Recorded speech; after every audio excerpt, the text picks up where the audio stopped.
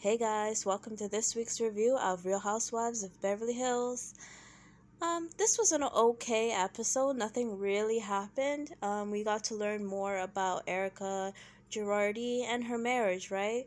So the ladies they decide to go to Kyle's home in the desert. I guess because COVID is going on, they can't really do much. So they're having a lot more of mini vacations where they can go to an isolated area and just hang out in a giant mansion, which, hey, I'm here for it, right? And Kyle's home is beautiful. It's gorgeous, right? So I have no problem. So all the ladies they get there and Erika, let's just get into Erika, right? Because she's the only one that has something going on this episode. She had this place where she would get her glam done. I guess her pretty mess studio. I forgot what she called it, but we're just gonna call it her pretty mess studio. She had to, well, she was renting it or leasing it, and she had to give it up because, yeah, she can't afford to do all that anymore because she's not with Tom and she's paying for everything herself. Um, I'll be honest with you, it's not a big loss because, really and truly, does she need that big ass place? Like, what was she really doing with it? And I don't know, I guess with everything that has come out about her and Tom, and even where we are at as a society, I think because of COVID and all the crap that's going on in the world today, it does seem a little bit shallow. It was shallow before, but it definitely seems a bit shallow now to just have a giant place where you store tons and tons of luxury items, luxury clothes and shoes and jewelry. For what? For what? You know, especially because it's COVID, there's no performances, there's no nothing. So why do you need all these things, really and truly? And kind of low key, the desire or the lust for all these material things have put you in the position that you are today. Because if those things didn't have such a tie on your spirit, you would have no problem walking away from Tom perhaps a little bit earlier instead of waiting till this very moment to do it. When the shit hits the fan, right? If you didn't care about the material stuff, you could walk away. Not to say that it would be easy, but I don't know.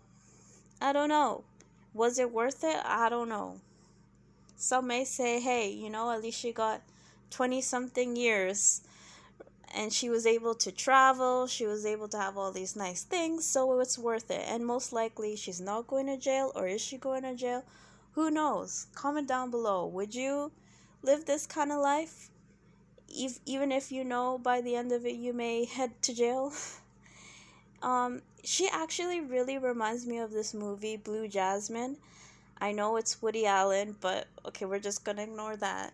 But Kate Blanchett is really good in it, so watch it for free somewhere.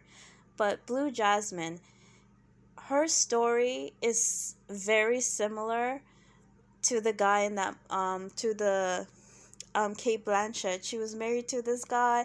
He's basically was a scammer, but because of his scamming, she was able to have this, wonderful lifestyle and have all these material things, go on vacation, have these homes. And then later on in the story, I don't want to spoil it, but he was a crook. But low key, Kate Blanchett's character in Blue Jasmine, she knew that his money was funny, but she didn't care. And like I said, I feel like that's the same thing that was going on with Erika. She knew that something maybe wasn't right. I mean, she even said that she saw signs of things being off, but Tom wouldn't really open up to her or answer any questions that she had, because she later goes on about how she knew. Okay, so Tom claims that he has Alzheimer's or dementia, right? And Erica speaks about 3 years prior, she started to notice signs that he was kind of off a little bit, right? He was really angry. He wasn't seeing things properly. He couldn't really hear. He was getting into car accidents, everything like that. But she was kind of, I don't know because I've never been in a situation like this. I never had a spouse that was going through, dementia, so I don't know what the protocol is. Like what do you do, right? Especially if you're in a situation like this where the power balance is completely off, where you have the person that is maybe slowly kind of losing it. They're the one with all the connections, the power, and the wealth. If they don't want to go into the doctor, if they don't want to get help, how could you convince them?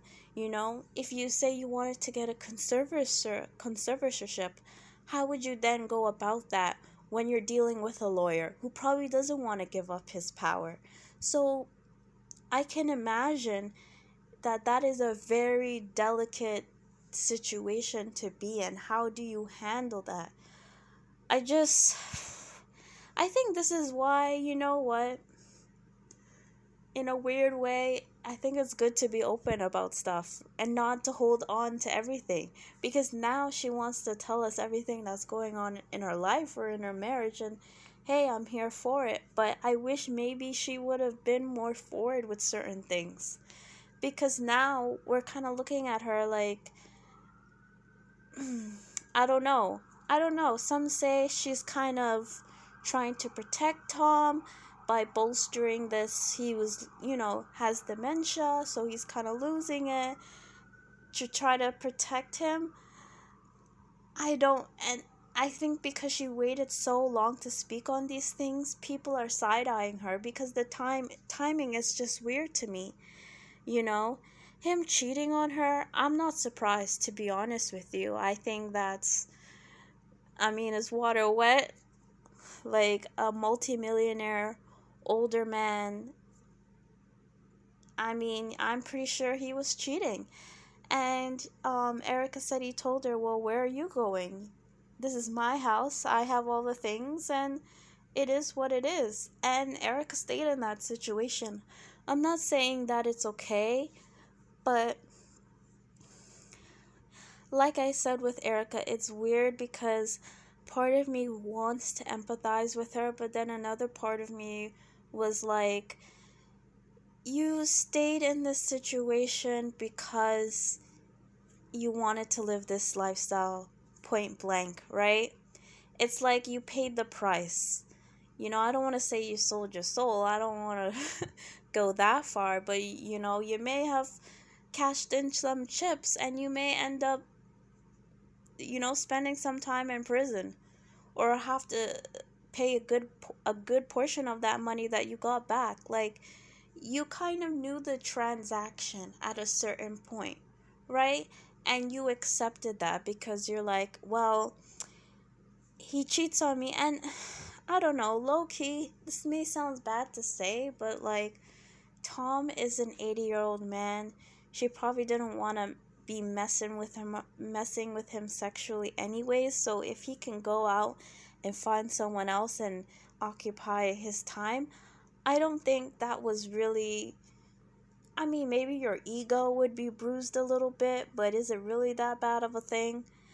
Like, come on. Like, if I was dating someone like that, I would kind of expect that to happen, and low key, I wouldn't mind.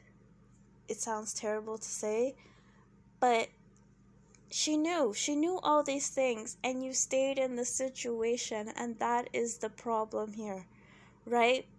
So I empathize with her, but I don't sympathize with her because you knew what the transaction was at the end of the day, and the only reason you are kind of breaking down is because you're going to lose everything, right? It is what it is. She really is like that character in Blue Jasmine. I think the character's name was Jasmine. You know, she really reminds me of her. And listen, I think Funky Knight Duneva had the saying, you either pay on the front end or you pay on the back end. And this is the classic case of Erika paying on the back end. You're paying for the life that you got to live. So, is this emotion and sadness genuine when she's opening up to the ladies? I don't know. It's kind of weird because Erika has always been very tight-lipped, very ice princess. She wouldn't really open up about herself. She may open up about other people and may speak the truth on them, but when it came to herself, like all the ladies, she was very strategic. So, do I feel like this is a genuine moment or is this strategic? I think it is. I think it's strategic. I think, she knows that to be on the show, you have to open up, you have to talk about this. This is good PR for her, right? To kind of be like, woe is me. Not to say that it's not the case, but like I said in my previous review, I just wish that she would, give the victims a little bit more energy, right? And not kind of put herself so much in the position of the victim so much to me, right? It's just the whole situation is weird. And I was with Sutton when Erika was describing how Tom got into a crash and he was unconscious and he was this and he was that. And that was like, what, 2 years ago? I just feel like low key you enabled, it's not her fault, but you enabled the situation to continue.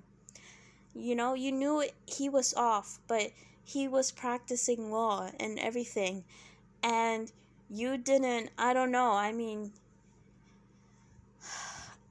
it's a hard decision. Life isn't easy, right? And that's part of life. Nothing is just gonna work out perfectly for you. I understand that if you had went to his firm and said something, he would be definitely very angry with you, and that would probably lead to the disillusionment of your marriage.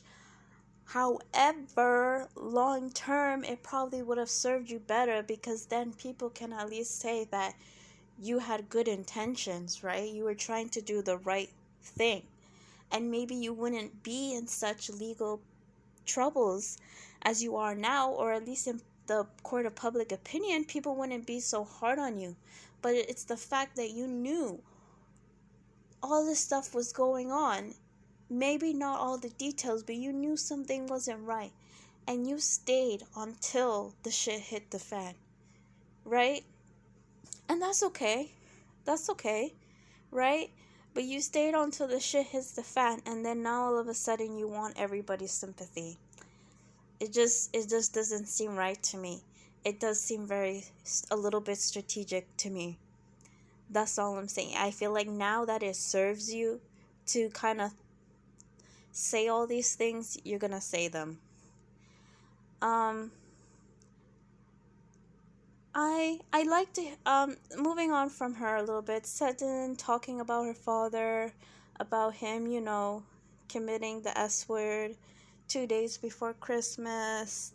Um, I like that Sutton is opening up a little bit more, and we're seeing more of a story. And they even showed a clip from last season of her talking to her mother about her father, and her mother being like, I don't miss him. And I do agree with the mother that your relationship with your father is going to look different, and it is different than what my relationship was with him. It probably was very difficult for the mother to deal with him and his mental issues, and the mother probably shielded, in an ideal situation, the mother probably did her best to shield Sutton and her siblings from what was going on with the father, to sort of protect the father's image, and that is a great thing.